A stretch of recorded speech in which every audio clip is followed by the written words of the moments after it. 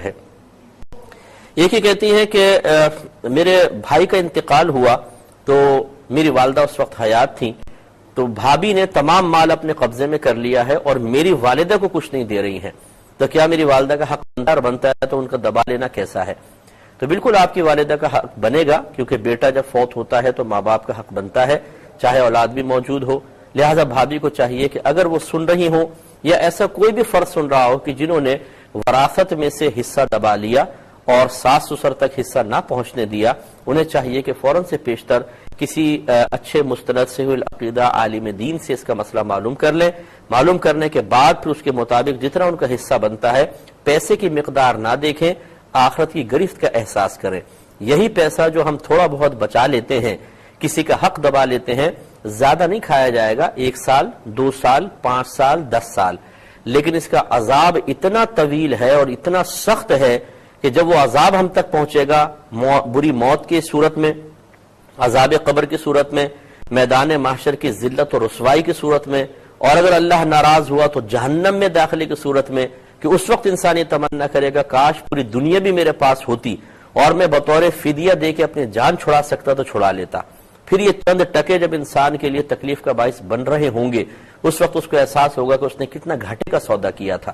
یاد رکھیں، جو وراثت میں کسی کے حق بن رہے ہوتے ہیں، حقیقتاً یہ اس جو موری سے مرنے والا ہے، یہ اس کا مال تھا ہی نہیں، بلکہ اللہ تبارک و تعالیٰ نے یہ دوسروں کا مال اس کو بطور امانت دیا تھا۔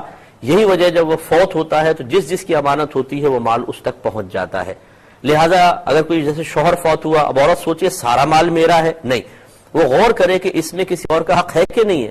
اگر حق ہے تو سمجھ لیجئے کہ اس مال میں دوسروں کی امانت موجود ہے، اور امانت کو دبا لینا بہت بڑی خیانت ہے اور بروز قیامت اس کی گرفت ہوگی۔ اس لیے ان بھابھی کو بھی چاہیے کہ وہ فوراً حصہ معلوم کر کے ساس تک حصہ پہنچائے۔ اور جتنے ہمارے بھائی بہن ہمیں سن رہے ہیں جو وراثتیں دبا کر بیٹھے ہوئے ہیں اور بیچارے جو حقدار ہیں ان کو نہیں دے رہے ہیں، تو یاد رکھیں کہ آپ اپنی آخرت کو برباد کر رہے ہیں، رسوا ہو جائیں گے دنیا میں بھی آخرت میں بھی، بہت پچھتائیں گے۔ اس لیے بہتر ہے کہ روپوں کی مقدار نہ دیکھیں، روپیہ ہاتھ کا میل ہے، آج آتا ہے کل چلا جائے گا۔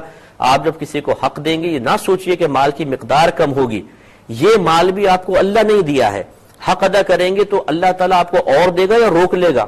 اللہ تعالیٰ اور عطا فرمائے گا، اور اگر آپ اس کو روک لیں گے تو یہ پھر ہو سکتا ہے کہ اللہ تعالیٰ ناراض ہو کر آپ پر اپنی نعمتوں اور برکتوں اور انعامات کے دروازے بند کر دے، تو یہ گھاٹے کو سودا ہوگا۔ اس لیے سمجھ جائے، یہ بہت ہی بہتر ہے۔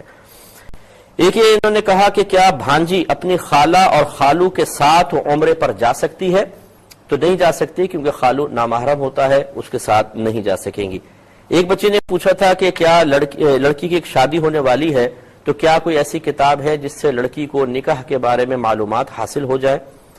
اس کے لیے ہم آپ کو سجیسٹ کریں گے کہ بہتر ہے کہ فی الحال آپ بہار شریعت خرید لیں، اس کا 6واں اور 7واں اور 8واں حصہ، بہار شریعت 7واں اور 8واں حصہ یہ لے لیجئے، مل جاتا ہے علیحدہ بھی۔